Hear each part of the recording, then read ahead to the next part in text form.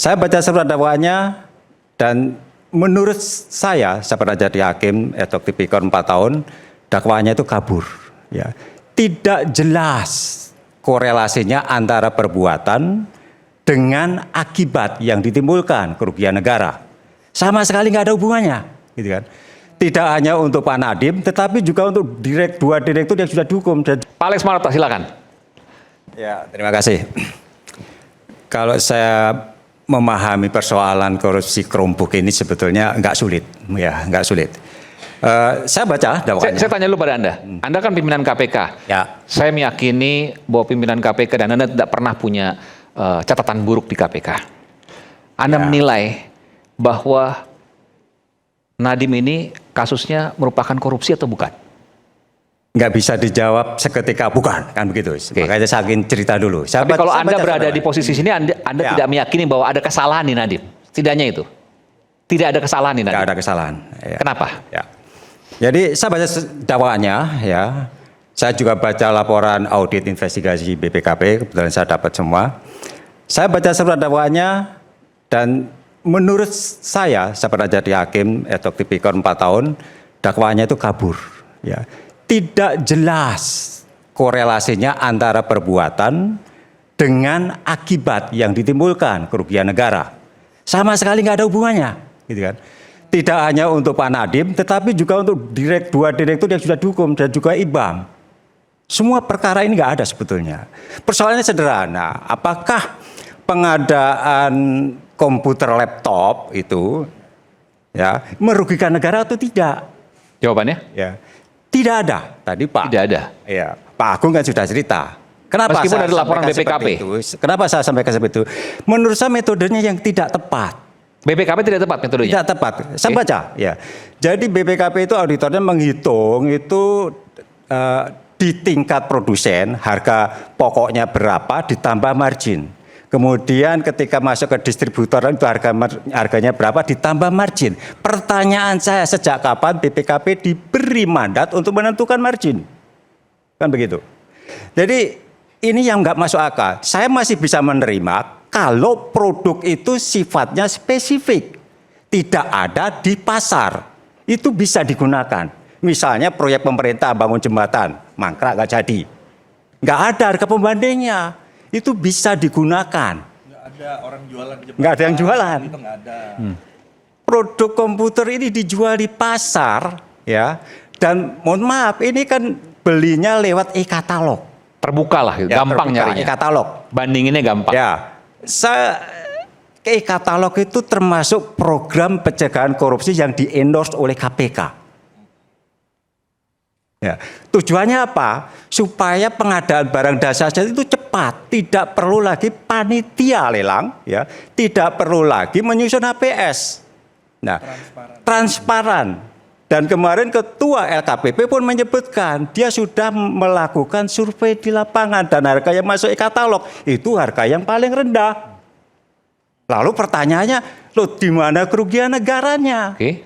Kan begitu. Nah, kalau kerugian negara yang dihitung BPKP itu dengan menggunakan harga pokok atau harga proses ditambah margin, distributornya juga ditambah margin, praktis semua instansi pemerintah yang membeli komputer yang sama ada kemahalan harga. Pasti. Gitu. Apakah korupsi? Kan begitu pertanyaannya. Dan saya juga mengikuti proses persidangan ketika para PPK itu mengklik pengadaan, di situ ada jaksa yang mengawasi, ada inspektorat yang mengawasi, ada BPKP yang mengawasi. Apakah dalam proses persidangan ketiga orang ini diperiksa? Enggak. Harusnya dimintai keterangan loh. Kamu hadir di sana itu kedudukanmu sebagai apa? Harusnya kan quality assurance. Nah, mohon maaf nih, di dalam aksioma audit investigasi ada mengatakan begini, fraud korupsi itu sifatnya tersembunyi, ya. Kalau kejadian pengadaan Chromebook ini itu semua orang tahu, Pak. Terang benderang. Terang benderang. Oke. Proses pembelian kliknya itu di hotel, dihadiri oleh ada jaksa, ada BPKP, ada inspektorat, dan inspektoratnya mohon maaf Pak Jasman itu jaksa. Jaksa. Pertanyaannya, kenapa kejaksaan tidak meriksa inspektorat? Apa yang saudara kau lakukan? Dia tidak menemukan apapun loh. Tidak ada penyimpangan apapun pada saat pengadaan laptop. Nah, ini dikait-kaitkanlah dengan apa itu investasi Google dan lain sebagainya. Menurut saya itu cocokologi. Otak-atik gatuk. Nggak ada hubungannya, Pak. Gitu. Persoalannya itu, apakah kebijakan menteri terkait dengan program digitalisasi pendidikan yang di sana itu dibutuhkan komputer itu sudah berhasil atau tidak? Di putusan disebutkan di daerah 3T itu tidak memberikan manfaat maksimal karena tidak ada jaringan internet. Nah, saya mencoba mengkaitkan dengan proyeknya atau program Kominfo terkait dengan pembangunan BTS. Dan kita tahu pembangunan BTS itu mangkrak. Mangkraknya di mana? Justru di daerah-daerah yang terpencil. Kan begitu. Kasusnya kan itu. Ya. Apakah itu ada hubungannya atau tidak? Ya. Misalnya seandainya BTS itu terbangun dengan baik, apakah komputer Chrome itu bisa mengakses, ya, bisa digunakan dengan baik? Dan kesimpulannya pun menurut saya juga nggak benar. Kalau yang dipersoalkan itu hanya komputer yang di daerah 3T, kenapa semuanya kemudian dijadikan masalah 100%, kan begitu? Ini kan juga nggak pas. Kerugian negara itu ya di mana ada masalah, disitulah yang dihitung. Yang nggak ada masalah, ya harusnya nggak dihitung. Kan ini nggak total. Dan ada juga, saya baca di dakwaan itu ada keanehan, kejanggalan. Pasal 2, pasal 3 umumnya itu adalah pihak yang diperkaya mendapatkan keuntungan itu biasanya juga masuk di dalam proses pendakwaan. Karena apa? Ketika hakim memutuskan ada kerugian negara, ya, ada penguntungan pihak lain, orang yang menerima keuntungan itulah yang harus mengembalikan kerugian negara. Kan begitu. Nah, dalam proses pengadaan laptop ini, siapa yang diuntungkan? Para vendor loh. Para vendor laptop. Tetapi kenapa yang disuruh mengembalikan keuangan negara, kerugian negara? Nadiem. Nggak nyambung sama sekali. Putusannya itu nggak nyambung sama sekali. Gitu kan.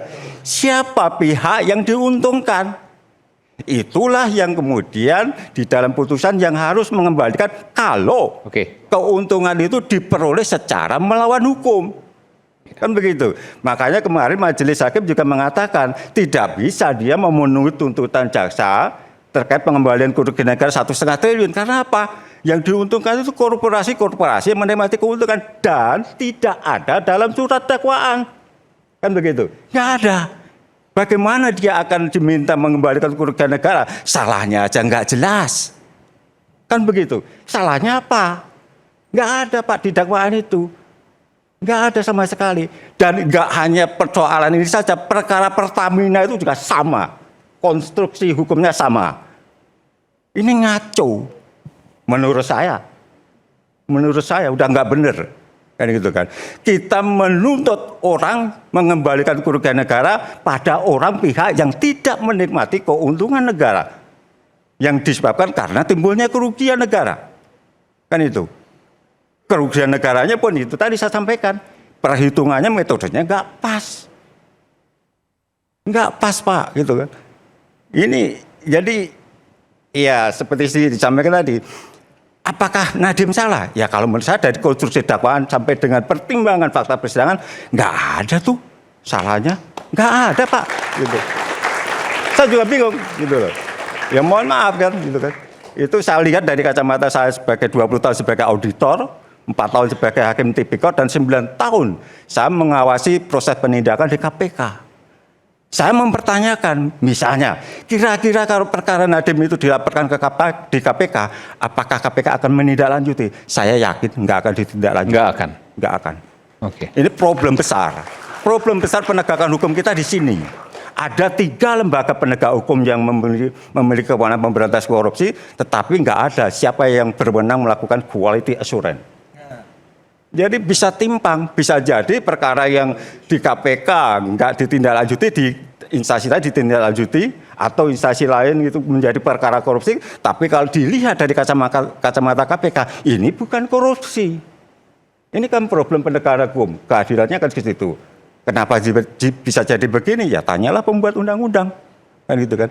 Kenapa masih dipertahankan 3 penegak hukum yang memiliki kewenangan yang sama, tetapi tidak ada yang menjadi quality assurance. Supaya apa? Ya supaya perbuatan yang sama itu dilakukan penindakan yang sama. Kan begitu. Diperlakukan sama, kan gitu. Ini ya pengalaman saya ini menjadi problem. Oke. Menjadi problem. Ya, saya mencoba untuk urun rembuk atau paling tidak sama-sama kita bahas. Saya tidak memasuki putusan maupun kasusnya, tapi kira-kira mendengar uraian Bapak yang barusan ini, saya mempunyai gagasan baru untuk menemukan apakah ada dalam kasus ini kebijakan yang dilanggar dan menimbulkan tuntutan sehingga menimbulkan putusan. Saya mencoba membahas mengenai kewenangan. Kewenangan diatur di Undang-Undang 30 tahun 2014 itu mengenai administrasi negara. Di sini saya akan mempersoalkan, mungkin bisa dipikirkan juga oleh semua pihak di sini. Ada kewenangan atributif, ada kewenangan delegasi dan mandat. Kebijakan ini dibuat dari yang mana? Kemudian lanjutannya, kewenangan itu apakah disalahgunakan? Penyalahgunaan wewenang. Tadi saya sempat mendengar bahwa ada blocking terhadap merek-merek tertentu. Ini saya dengar tadi, saya tidak memahami betul apa tidak, tapi saya dengar seperti itu. Nah, ini apakah merupakan penyalahgunaan wewenang seorang menteri? Ini pertanyaannya. Kemudian apa mencampur adukan wewenang antara yang bersangkutan sebagai pemilik perusahaan dan sebagai pejabat negara berstatus menteri? Ini hal-hal yang perlu juga dipertimbangkan. Jadi bukan hanya kerugian negara saja dalam bentuk kerugian, tidak. Berbagai hal bisa dikaitkan kalau dilakukan. Ini pandangan saya. Kita teliti, ada apa tidak penyalahgunaan wewenang dalam jabatannya. Ada tadi saya dengar ada blocking apa tadi? Tolong dijelaskan, mungkin Bapak tahu. Ada blocking untuk merek misalnya. Ini yang saya perlu penjelasan. Kalau tidak ada ya tidak ada korupsi. Oke, baik. Makasih. Saya ke Bung Indra Harismiaji. Tadi bilang nggak ada permasalahan dari penggunaan Chromebook ini. Ya, jadi saya akan menggunakan perspektif pendidikan ya, karena saya orang pendidikan, saya nggak mau nyentuh urusan hukumnya. Jadi disclaimer dulu, saya praktisi pendidikan, spesialisasi saya adalah teknologi pendidikan.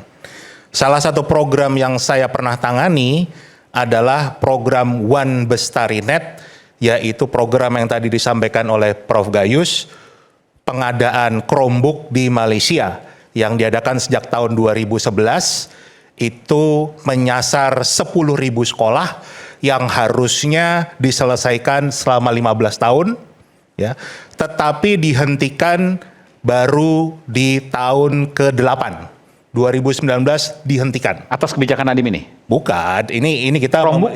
Chromebook di Malaysia. Oh, Malaysia. Di Malaysia, One Bestarinet ini Malaysia. Oke. Kenapa dihentikan? Karena yang harusnya proyek ini ada 3, membangun BTS di tiap sekolah untuk 4G, memberikan yang namanya Frog Learning Environment, itu LMS-nya, dan Chromebook.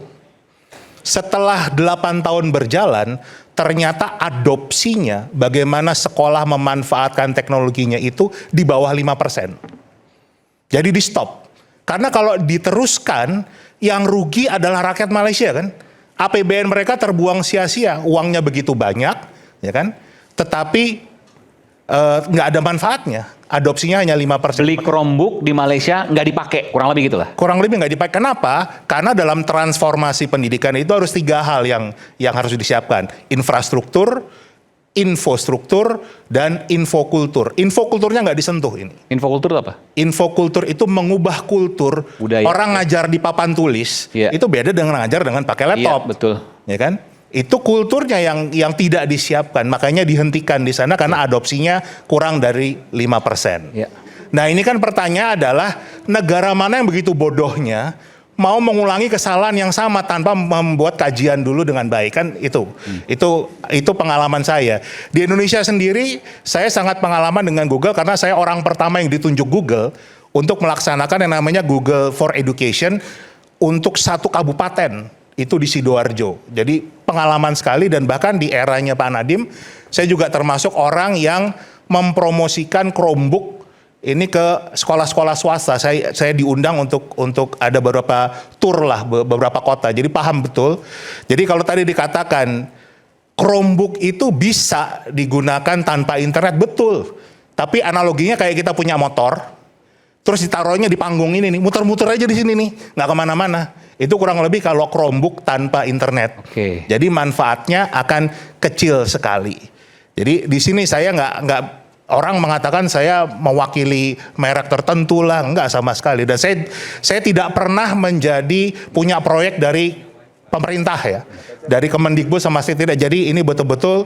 Jadi Anda menilai bahwa apa yang disampaikan oleh Bung Ari Yusuf Amir bahwa Chromebook itu digunakan secara luas dan 90% puas, Anda tidak meyakini itu? Saya sangat yakin itu karena saya Anda juga meragukan itu? Saya melakukan survei sendiri juga. Anda meragukan data itu? Iya, gitu. Karena seharusnya pasti tidak akan bisa efektif. Pasti tidak akan efektif karena di Malaysia saja yang tadi dibangun BTS itu aja nggak berjalan. Tadi Pak Alexander Pramod mengatakan gagal di 3T, pembangunan BTS-nya gagal. Ya udah pasti Chromebook-nya juga nggak jalan dong. Karena kalaupun jalan ya cuman bisa yang betul-betul sangat limited sekali. Nah ini kalau kita lihat background-nya ya, Kemudian kalau kita bicara masalah tadi Mas Agus menyebutkan tentang konflik kepentingan. Konflik kepentingan itu bisa kita hindari sebetulnya. Kalau sejarah Indonesia, kita kan selalu bicara tokoh anti korupsi itu Jenderal Hugeng. Ya kan? Jenderal Hugeng sebelum jadi Kapolri, dia kan polisi biasa. Untuk menambah income keluarganya, dia harus meminta istrinya jualan bunga, toko bunga. Tapi begitu beliau diangkat, waktu itu belum jadi Kapolri, diangkat menjadi kepala imigrasi. Apa yang dia lakukan? Stop toko bunganya. Istrinya disuruh tutup toko bunganya karena dia takut nanti ada orang yang memanfaatkan beli bunga, borong bunga untuk kepentingan urusan imigrasi. Jadi inilah yang kita butuhkan dari seorang pemimpin, apalagi yang filosofinya adalah Ingarso Sungtulodo, menjadi contoh, ya kan? Nah, sedangkan kita lihat tadi sudah kita bahas semua, banyak konflik kepentingan dari Pak Nadiem. Sudah dikatakan ada investasi dari Google ke perusahaannya Pak Nadiem. Itu kan sudah ada hubungan. Otomatis pasti ada atau tidak ada saling menguntungkan, tapi sudah ada hubungan nih. Orang sudah pasti berpikir, loh ada konflik kepentingannya, ya kan? Belum lagi kita bicara lagi terdakwa yang DPO. Itu suaminya adalah petinggi dari perusahaan yang punya lisensi Chromebook ini. Oke, suami juristan. Iya. Penjelasan lagi ya, tadi juga agak keliru mengatakan masalah Google nggak dapat apa-apa kan gitu. Setiap penjualan Chromebook, Google mendapatkan revenue karena dia megang lisensinya. Tapi penjualan laptop tidak berarti Windows atau Microsoft mendapatkan revenue. Itu beda. Ya kan? Itu harus kita clear di sana. Karena subscribe, langganan apapun. Mereka harus beli dulu. Ya. Jadi kita bisa beli laptop tanpa Windows, diisi Linux bisa. Tapi kalau Chromebook itu sudah pasti ada revenue yang akan lari ke Google, berapapun itu. Jadi kita bisa lihat di sini konflik kepentingan sudah muncul, ya kan? Nah, kemudian kita lihat lagi sejarahnya. Tahun 2018, tim Pak Muhadjir juga sudah ditawari oleh Google untuk menggunakan Chromebook ini. Hasil kajiannya mengatakan ini tidak bisa dipakai. Karena tadi juga belajar dari Malaysia kan, juga nyoba, ini disarankan tidak digunakan. Begitu.